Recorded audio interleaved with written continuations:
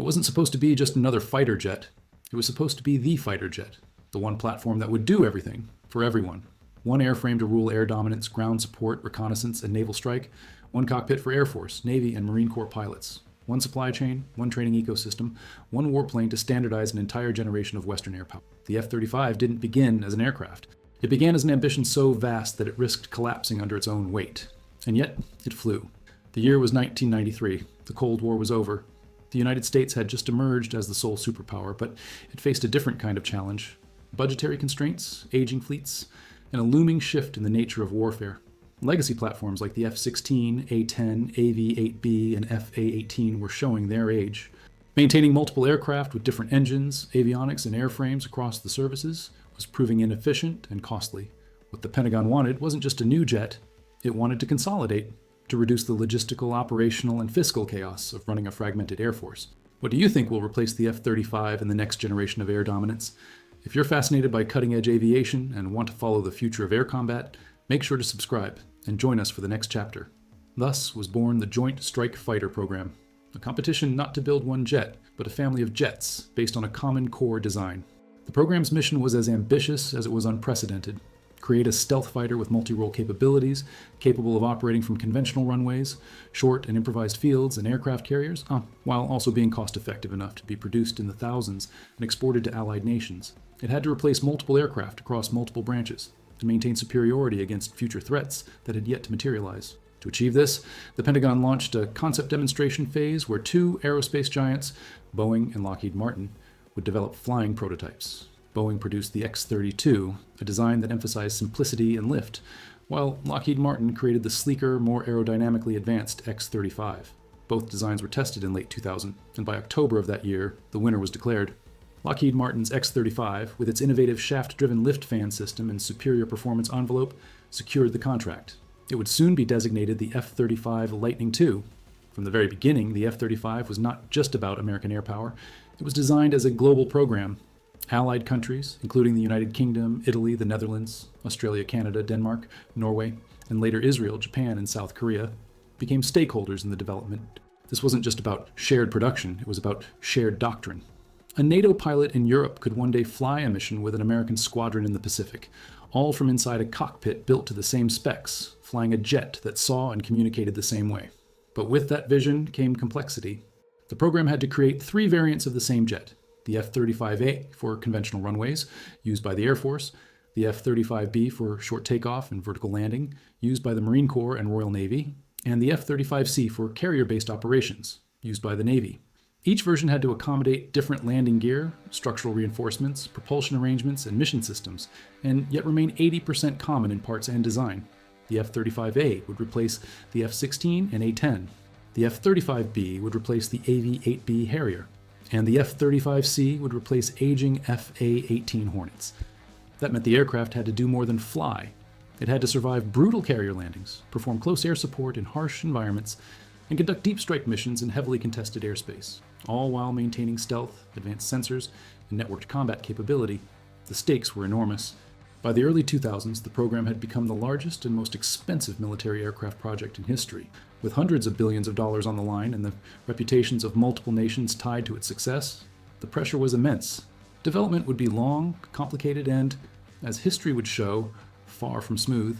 But the goal remained fixed: create a 5th-generation multi-role stealth fighter with true interoperability across forces and borders. A jet that wouldn't just outfly its predecessors, but redefine the entire architecture of air warfare. One that would connect, dominate, and adapt. It wouldn't be the fastest jet. It wouldn't out-dogfight every opponent. But it would see first, decide first, and strike first. And in the information age, that was the only advantage that mattered. As development progressed, engineers and test pilots confronted an evolving set of challenges. Could the vertical lift fan of the F-35B provide enough stability without compromising speed? Would the software fusion systems work across such radically different missions? How could the same airframe handle the stress of arrested carrier landings and still retain stealth performance? Even more difficult was the matter of weight. As systems were added, radar, countermeasures, weapon bays, cooling, the aircraft approached the limits of its design envelope. Engineers at Lockheed had to conduct redesign after redesign, cutting weight from components without sacrificing structural integrity or performance. In some cases, even the internal wiring layout had to be changed. Yet, for all the challenges, the program moved forward. The first flight of an F-35 prototype occurred in 2006. Production of test units followed, with initial low-rate deliveries beginning later in the decade. By 2011, the first operational training squadron had stood up. And slowly, the vision began to materialize. A single fighter flying under multiple flags, training under a shared system, and preparing to enter service as the backbone of Western air power for decades to come.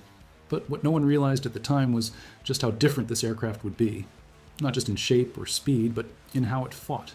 Because the most revolutionary thing about the F-35 wasn't the stealth or the vertical landings.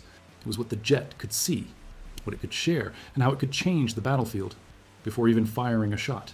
And that is where the true story of the F-35 begins to unfold. From the outside, the concept of a multi-role, multinational stealth fighter sounded almost utopian. A single jet that could fulfill the needs of air forces, navies, and Marine Corps. A plug-and-play solution for 21st century warfare. But from the inside, engineers and program managers knew they were facing a storm of complexity that no other fighter project had ever attempted. The F-35 wasn't one aircraft, it was essentially 3 aircraft, sharing a common shell, each with radically different design requirements. The F-35A, designed for conventional takeoffs and landings, was the most straightforward. But the F-35B, which needed to take off from short runways and land vertically like a helicopter, required a revolutionary propulsion system, the shaft-driven lift fan. This wasn't an auxiliary engine bolted onto the aircraft. It was integrated directly into the fuselage, pulling power from the main engine and distributing it to a vertically mounted fan behind the cockpit.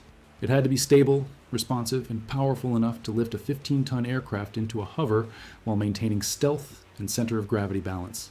And then there was the F-35C, meant for catapult launches and arrested landings on aircraft carriers.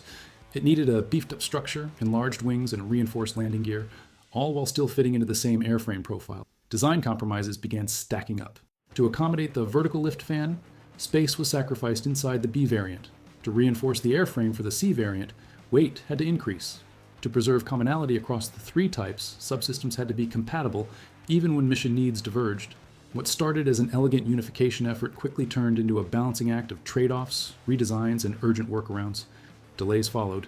By 2010, it was clear the F-35 was falling behind schedule and soaring over budget. The original cost estimates had ballooned by tens of billions of dollars. Key systems weren't ready. The aircraft's software, perhaps its most ambitious component, was fragmented, delayed, and in some cases, untested. With over 8 million lines of code, the F-35's brain was more complex than any previous fighters, and that brain had to seamlessly integrate radar inputs, sensor fusion, electronic warfare tools, weapons management, and flight control, all while feeding a live data stream into the pilot's helmet in real time. Criticism mounted both within and outside the Pentagon.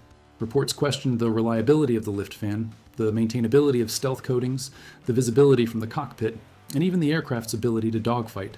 A controversy sparked by a leaked test report suggesting the F-35A had been outmaneuvered by an F-16 in a visual range engagement. The media seized on every flaw. Congress demanded explanations. Some allies began to waver. Was this really the future of air power, or just a trillion-dollar experiment spiraling out of control? But amid the turbulence, progress quietly continued. Flight testing expanded. Simulators were updated. Pilots trained relentlessly in virtual and live environments. And perhaps most importantly, Lockheed Martin, under intense scrutiny, began implementing a tiered software delivery model, releasing capability upgrades in planned blocks. Each block would add functionality, moving the jet closer to full combat capability. Block 1A and 1B focused on basic flight training and safety. Block 2A added limited sensor fusion and early data sharing. Block 3I introduced improved radar modes and weapons compatibility, preparing the aircraft for basic combat operations.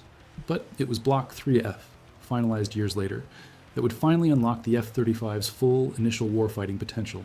It allowed the jet to carry its complete internal weapons load, perform advanced electronic attacks, conduct sensor fusion across multiple platforms, and engage in dynamic targeting missions. The aircraft was finally crossing the threshold from concept to combat ready. In parallel, other challenges had to be tackled. One of the most symbolic and expensive was the ALI system, the Autonomic Logistics Information System. Marketed as a revolutionary solution to maintenance and logistics, ALICE was supposed to streamline sustainment by tracking part usage, predicting failures, and providing real-time diagnostics. In reality, ALICE proved to be sluggish, glitch-prone, and overly complex. Ground crews reported frequent false alerts and delays in getting replacement parts.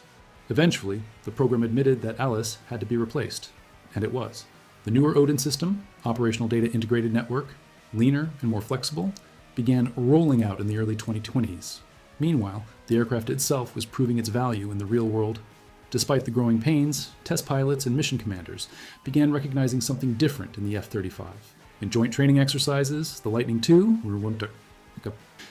wasn't just holding its own, it was rewriting the script. In 2016's Red Flag exercises, F-35As posted a kill ratio of 20.1. It wasn't just stealth doing the work, it was situational awareness. Pilots reported that by the time adversary aircraft saw them on radar, they were already targeted, locked, and gone. What's more, the aircraft's cockpit experience was a leap forward. Gone were the legacy dials, knobs, and multifunction displays. Instead, pilots flew with a panoramic touchscreen, an advanced voice command interface, and a helmet-mounted display that turned their heads into targeting sensors. The distributed aperture system, a ring of 6 infrared cameras around the aircraft, fed real-time imagery to the helmet, allowing the pilot to see through the aircraft. Targets behind, below, or above were now visible, even at night or through weather. And then came the partnerships. As delivery began to scale, allies started training their own pilots. Israel used its F-35I Adir variant to conduct airstrikes in contested regions, exploiting stealth and electronic warfare capabilities to penetrate advanced air defense zones. Japan deployed F-35Bs aboard its converted Izumo-class carriers, effectively turning them into light aircraft carriers. The UK, Italy, and Norway began integrating the jet into NATO exercises. Slowly, the F-35 was becoming what it was meant to be. Not just a fighter, but the connective tissue of a global air power network. But the question still loomed. With all its capability, had the jet arrived too late? Had its ambition outpaced its relevance in an age of hypersonic missiles, AI-powered drones, and near-peer threats adapting at speed? The answers would come. Not in labs or test reports, but in combat zones, patrol missions, and evolving air doctrines. Because the F-35 wasn't just built to survive scrutiny, it was built to survive the future. And that future was getting closer by the day. What makes the F-35 different isn't what it looks like, it's what it sees. In the age of electronic warfare, data dominance, and networked battlefields, air superiority isn't just about flying faster or shooting first. It's about knowing more, earlier, and acting on that knowledge before the enemy even realizes you're there.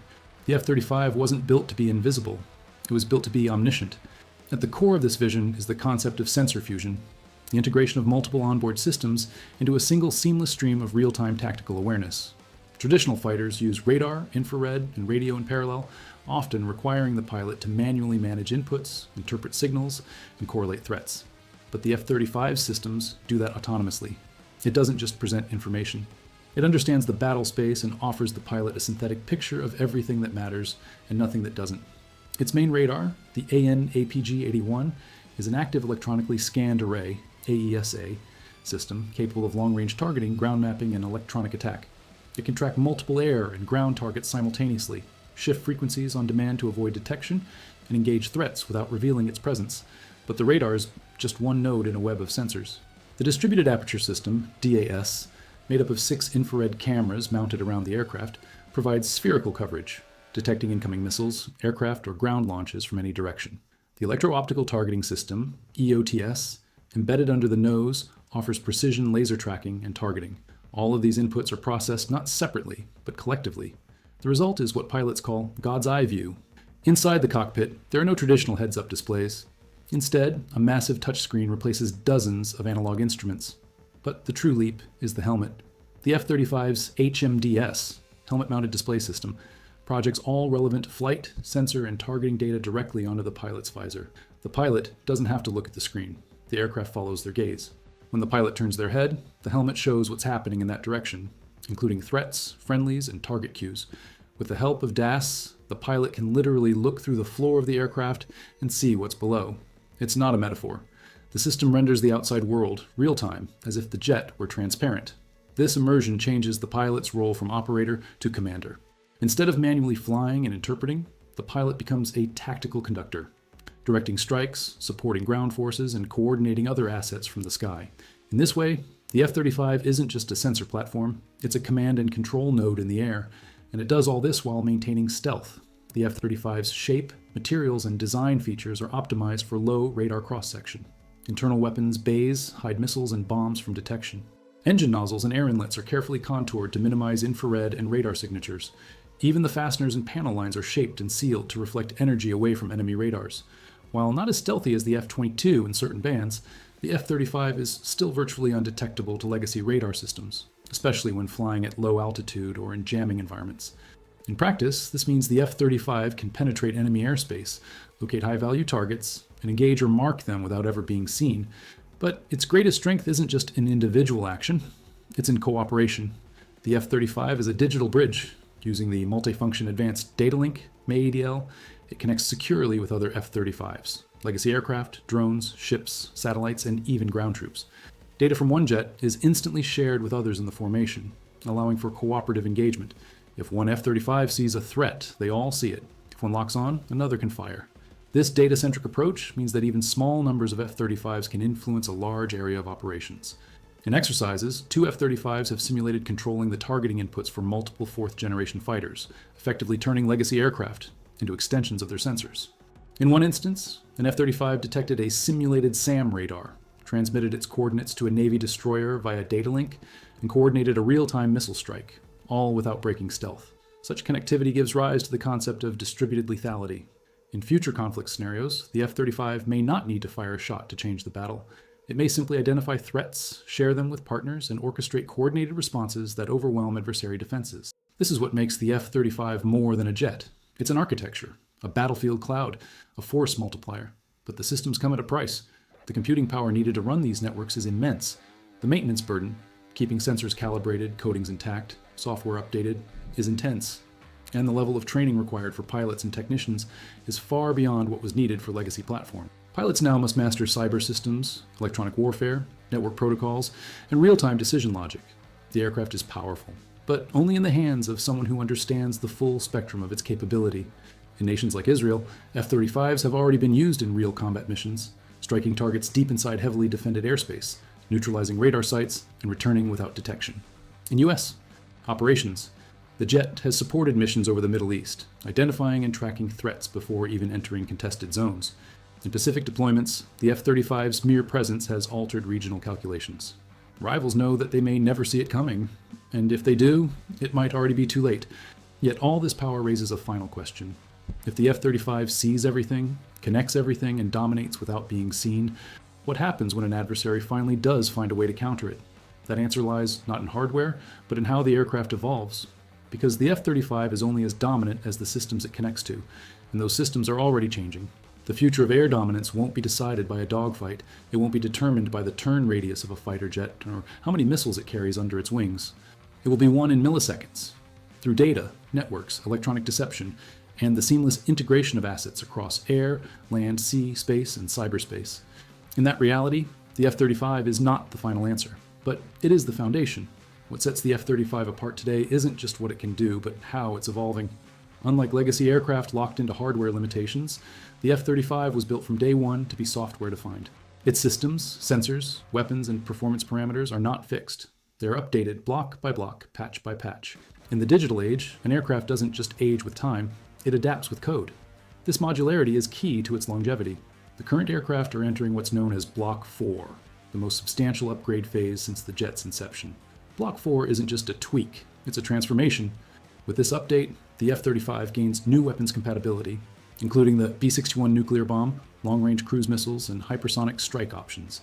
It also receives upgrades to radar resolution, targeting algorithms, electronic warfare systems, and communication protocols.